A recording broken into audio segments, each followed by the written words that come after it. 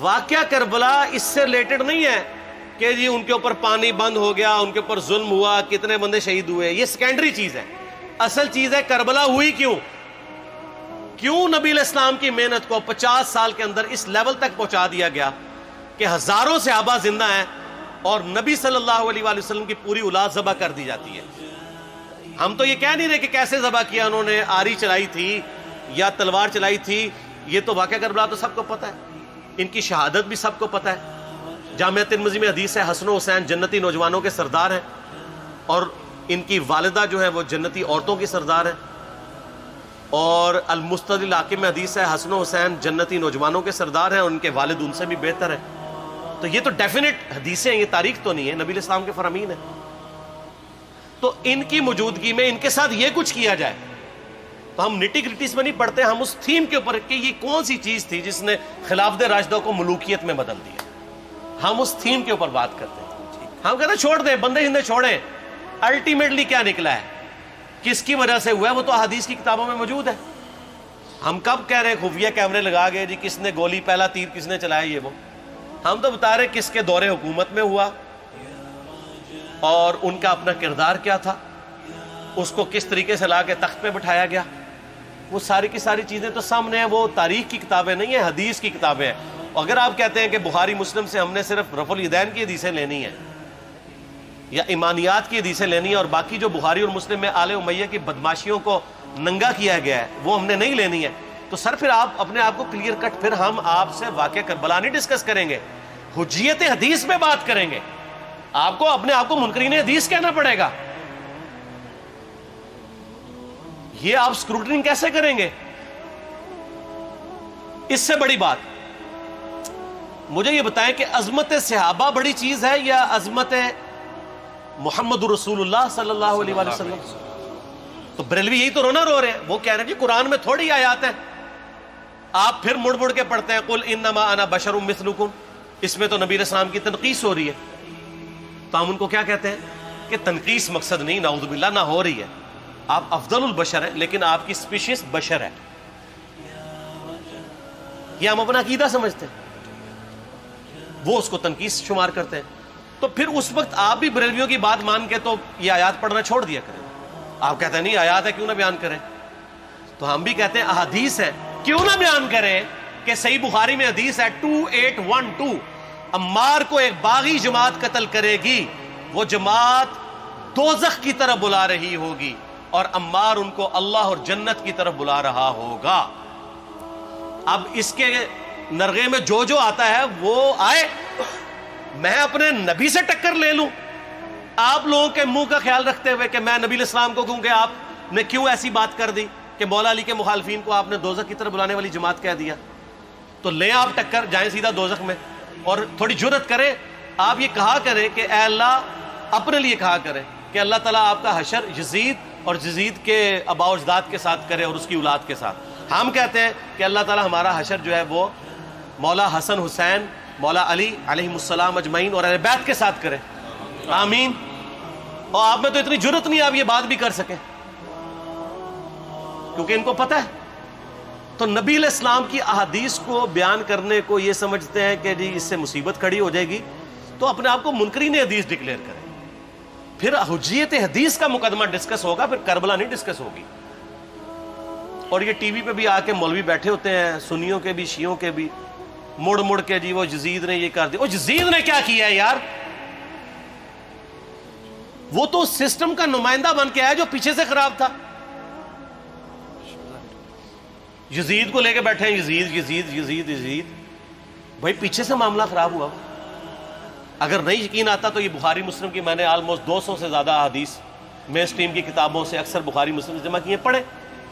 اور سر میں نے تو ان کو چیلنج دیا ہے یہ حدیثیں پڑھ کے نا اپنے ممبروں سے صرف ان حدیثوں کی تشریح اپنی پبلک کے سامنے کر دیں. نہیں کر سکتے تو وہ لعنت کے مستحق تو ہو رہے ہیں حق چھپا کے، اور قیامت دن کے منہ پہ لگام ڈالیے. اور پھر مڑ مڑ کے کہتے ہیں نہیں جی وہ کچھ چیزیں خاص ہوتی ہیں وہ عوام الناس کے سامنے نہیں کرنی چاہیے. وہ صحابہ کرام بھی بعض اوقات ایسی باتیں پبلکلی نہیں کرتے تھے. میں نے اس کے اوپر بڑا ایک میرا کلپ ہے یوٹیوب پہ، مولا علی سے متعلق 5 جھوٹ. تو میں نے کافی ساری چیزیں اس میں ڈسکس کی ہیں. لیکن میں یہ کہتا ہوں کہ اللہ کے بندو، جو چیزیں نبی علیہ السلام نے منع کی ہیں بیان کرنے سے وہ تو ہم ڈسکس کر بھی نہیں رہے. میں نے آج تک آپ کو منافقین کے نام بتائے؟ آپ نے حذیفہ ابن یمان کو بتائے تھے نا آپ صلی اللہ علیہ وسلم نے؟ صحیح بخاری میں آتا ہے. تو میں نے آپ کو بتائے، آپ رازدار رسول تھے، وہ ختم ہوگی بات. میں نے کبھی ڈسکس کی ہے؟ اگرچہ میں نے صحیح مسلم کی حدیث 7035 نمبر ڈسکس کی ہے کہ نبی علیہ السلام نے فرمایا میرے صحابہ میں 12 منافق ہیں، وہ کبھی بھی جنت میں داخل نہیں ہوں گے یہاں تک کہ سوئی کی ناکے سے اونٹ نہ گزر جائے، اور ان میں سے 8 ایسا ہے جس کی کمر پہ دوبیلا پھوڑا نکلے گا. میں نے آج تک آپ کو بتایا کہ کس کس کی کمر پہ دوبیلا پھوڑا نکلا اور اس کی موت اسی پھوڑے میں ہوئی ہے؟ بتایا؟ تو میں تو وہ چیزیں ڈسکس بھی نہیں کر رہا، میں وہ چیزیں ڈسکس کر رہا ہوں جو نبی علیہ السلام نے علامات النبوہ میں بتائی ہیں. یہ امام بخاری حدیث نبوت کی دلیل کے چیپٹر میں لے کے آئے ہیں، اور امام بہقی نے 3500 احادیث پر مشتمل ایک کتاب لکھی ہے دلائل النبوہ، کہ ہم نبی صلی اللہ علیہ وسلم کو نبی کیوں مانتے ہیں، اس کے اوپر. اور اس میں یہ ساری حدیثیں عمار بن یاسر کے قتل والی لے کے آئے ہیں، بتانے کے لیے کہ دیکھیں ہمارے نبی علیہ السلام کی نبوت کی دلیل ہے کہ آپ نے اپنی وفات کے آلموسٹ 30 سال کے بعد ہونے والے واقعے کو پہلے ہی بتا دیا. یہ حدیثیں چھپانے والی نہیں، بیان کرنے والی ہیں، علامات النبوہ کی حدیثیں. آپ کہتے ہیں چھپائیں. اگر کوئی حدیث دنیا میں نہیں چھپائی جا سکتی نا تو وہ علامات النبوہ والی حدیث ہے، کیونکہ وہ تو نبی صلی اللہ علیہ وسلم کی نبوت کو جسٹیفائی کرتی ہے. ورنہ میرا ایک معصومانہ سوال ہے کہ نبی صلی اللہ علیہ وسلم نے یہ باتیں کر کے ان کے زوم میں نعوذ باللہ امت کو مصیبت میں ڈال دیا. آپ نے خود ہی فرمایا کہ یہ ہوگا. کیوں فرمایا آپ نے؟ میں تو بیان کر کے مجرم ہوں. تو جس نے مجھے خبر دی ہے ان کے بارے میں آپ کا کیا خیال ہے؟ یہ مسند احمد کی حدیث یہ میں نے گھر بیٹھ کے بنائی ہے کہ میری بیوی کا کیا حال ہوگا جس پہ خوف کے کتے بھونکیں گے. تو سیدہ عائشہ سے مجھ سے زیادہ نبی علیہ السلام کو محبت تھی، لیکن آپ اللہ کے پیغمبر تھے، آپ نے اپنے گھر کی خبر بھی نہیں چھپائی، بتا دی کہ یہ ہوگا. اور اس سے بڑھ کے آپ صحیح بخاری میں دیکھیں عمار ابن یاسر کا خطبہ ہے. میں نے یہ سارا، پریشان نہیں ہونا، یہ ریسرچ پیپر میں سارا کچھ موجود ہے اور کوئی چیز بھی ایسی نہیں جو اس میں سکپ ہو. صحیح بخاری میں خطبہ ہے کہ عمار ابن یاسر کو مولا علی نے بھیجا کوفے میں. کوفے والے نیوٹرل ہو گئے تھے کیونکہ بصرہ سے سیدہ عائشہ آ رہی تھیں اور وہاں پہ انہوں نے کہا نہ ہم سیدہ عائشہ کا ساتھ دیں گے نہ مولا علی کا دیں گے. تو عمار ابن یاسر کو تیار کرنے کے لیے، یعنی وہاں کے جو عوام تھی اس قتال کے لیے، مولا علی نے بھیجا. تو سیدنا عمار ابن یاسر نے وہاں پہ کوفے کے ممبر پہ خطبہ دیا. بخاری کے الفاظ ہیں، اوپر والی سیڑھی پہ عمار ابن یاسر نے حسن ابن علی کو بٹھایا، حالانکہ حسن ابن علی سے 4 گنا بڑی عمر تھی عمار ابن یاسر کی، 90 پلس ہو چکے ہوئے تھے، 3-4 گنا ان کی عمر تھی. لیکن اہل بیت کا احترام کیا، خود نچلی سیڑھی پہ بیٹھے. بخاری کے الفاظ ہیں کہ اے لوگو اللہ نے تمہیں آزمایا ہے، ایک طرف دنیا اور آخرت میں تمہارے نبی کی بیوی ہے سیدہ عائشہ، دنیا اور آخرت میں، یعنی عزت اپنی جگہ قائم.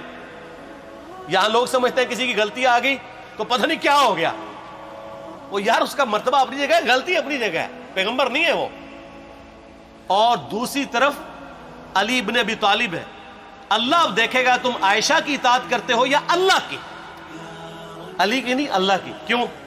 یا ایھا الذین آمنوا اطیعوا اللہ واطیعوا الرسول واولی الامر منکم.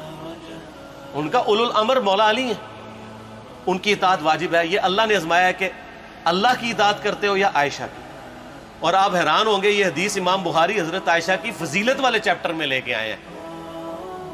اگر امام بخاری مشورہ کر لیتے نا ناسبیوں سے تو انہوں نے کہا تھا سر آخری صحیح رکھو، پچھلے والا رہن دو،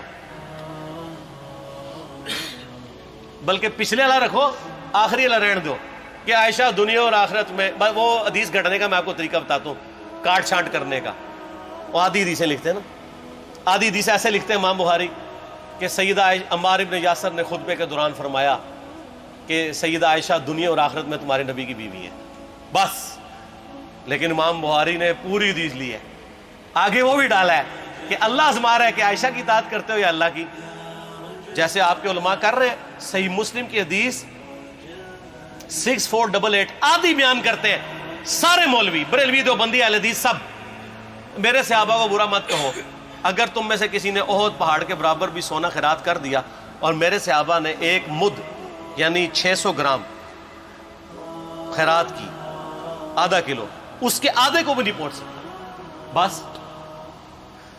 حالانکہ یہ مسلم کی حدیث سٹارٹ اس سے ہوتی ہے کہ عبد الرحمن بن عوف کو خالد بن ولید نے گالیاں دی جھگڑے کے دوران، حالانکہ دونوں مسلمان تھے، دونوں صحابی تھے۔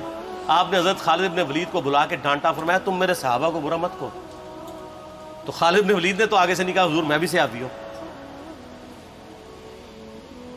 ان کو پتا تھا کہ عبد الرحمن بن عوف نے اس وقت اسلام قبول کیا جب اسلام کا مطلب تھا مار، تکلیف اٹھانا، اور خالد بن ولید نے گولڈن پیریڈ میں صلح حدیبیہ کے بعد اسلام قبول کیا۔ میں اب تم لوگ یہ کر رہے ہو، تم لوگ اگر احد پہاڑ کے برابر بھی سونا خیرات کر دو، یعنی صلح حدیبیہ کے بعد والے لوگ میرے ان کے برابر نہیں ہو سکتے۔ اور جو فتح مکہ پہ معافی مانگ کے مسلمان ہوئے ہیں طلقاء، مؤلفۃ القلوب، آل امیہ، ان کا تو لیول ہی کچھ نہیں ہے۔ یہاں تو خالد بن ولید کے بارے میں یہ بات کی جا رہی ہے، اور پھر وہ مؤلفۃ القلوب اپنے زمانے میں ممبروں پہ سب و شتم کروائیں سیدنا علی پر، تو سب سے پہلے تو ان کو کہنا چاہیے جن کے بارے میں حدیث تھی کہ تم صحابہ کو گالی مت دینا۔ ہم نے تو خیر کبھی دی بھی نہیں ہے۔ اور میں یہ آخری جملہ ان کو ایسا بولتا ہوں کہ جو ان کے دماغ تک ڈرل کر جائے گا، کہ آل امیہ نے جو کچھ اپنے دور کے اندر سیدنا علی کی گستاخیاں کی ہیں نا، ہم نے تو ویسی کوئی ایک گستاخی بھی آل امیہ کے بارے میں نہیں کی ہے۔ میں نے آج تک آل امیہ کے اوپر بائی نیم کسی کے اوپر لعنت کی ہے؟ حالانکہ یہ مولا علی پہ کرتے رہے، یہ ہے لعنتی خود ہو گئے نا، جب مولا علی پہ لعنت کی تو لوٹ آئی۔ مسند ابی یعلا میں صحیح سند کے ساتھ حدیث موجود ہے، مسند احمد میں بھی موجود ہے کہ سیدنا علی کو جس نے گالی دی اس نے رسول اللہ کو گالی دی صلی اللہ علیہ وسلم۔ جب ام سلمہ نے کہا تھا، شیخ زبیر صاحب نے اس کو تحکیم میں صحیح لکھا ہوا ہے فوٹ نوٹ کے اوپر، کہ لوگوں تمہارے ممبروں پر رسول اللہ کو گالیاں دی جاتی ہیں، تو انہوں نے کہا معاذ اللہ، ہم کب کہیں گے، ایسا نہیں ہو سکتا۔ تو ام سلمہ نے کہا تم لوگ علی اور اس سے محبت کرنے والوں پہ گالی گلوچ نہیں کرتے ہو کیا؟ جبکہ میں نبی کی بیوی کہتی ہوں کہ سب سے زیادہ رسول اللہ سے محبت، سیدنا علی سے محبت نبی صلی اللہ علیہ وآلہ وسلم کرتے تھے۔ لہٰذا جب یہ تم کہتے ہو نا علی پر لعنت، علی سے محبت کرنے والوں پہ لعنت، تو یہ لعنت تو تم نبی علیہ السلام تک لے کے جا رہے ہو نعوذ باللہ، کیونکہ علی سے محبت کرنے والا پہلے نمبر پہ نبی صلی اللہ علیہ وآلہ وسلم ہے۔ اور پھر کہتے ہیں سب کا مطلب تنقید ہے، اور نہ، پرانیاں گلاں، پرانے بابے، پرانے بزرگ، جھوٹے ہو۔ صحیح مسلم کھولو 6229، غدیر خم سے اگلی حدیث، لعن اللہ ابا التراب کے الفاظ ہیں، مٹی والے ابن ابی طالب پر لعنت، یہ الفاظ موجود ہے۔ سب کا ترجمہ لعنت ہی ہے، تنقید نہیں ہے۔ اچھا پھر میرا معصومانہ سوال ہے کہ اس کا مطلب ہے صحابہ پہ تنقید کرنا اچھا کام ہے؟ کہیں گے نہیں، تو بتاؤ یہ برا کام کون کرتا تھا؟ شیعہ کا ابا کون ہے؟ رافضیوں کا ابا کون ہے؟ آل امیہ۔ تو لہذا شیعہ نو میں کہنا کہ تسی شیخین کے اوپر بکواس اور تبرہ کرنے کی بجائے نا، آپ لوگوں کو حقائق بتائیں کہ ٹوٹی کمند کہاں۔ یہ سب مجرمین آل امیہ ہے، اور یہ آل امیہ اور بنو ہاشم کی لڑائیاں نبی علیہ السلام کی بعثت سے پہلے چل رہی تھی، صدیوں سے چل رہی تھی۔ وہ تو پھر اللہ نے بنو ہاشم کو نبوت کے لیے چنا، تو ان کو یہ پھر جیلسی ہضم نہیں ہوئی، وہ چیز آگے چلتی رہی۔ خیر چھوڑ دیں، ایک تلخ ٹاپک ہے۔ صلاۃ بر محمد وآل محمد، اللہم صلی علی محمد وعلی آل محمد۔ ٹھیک ہو؟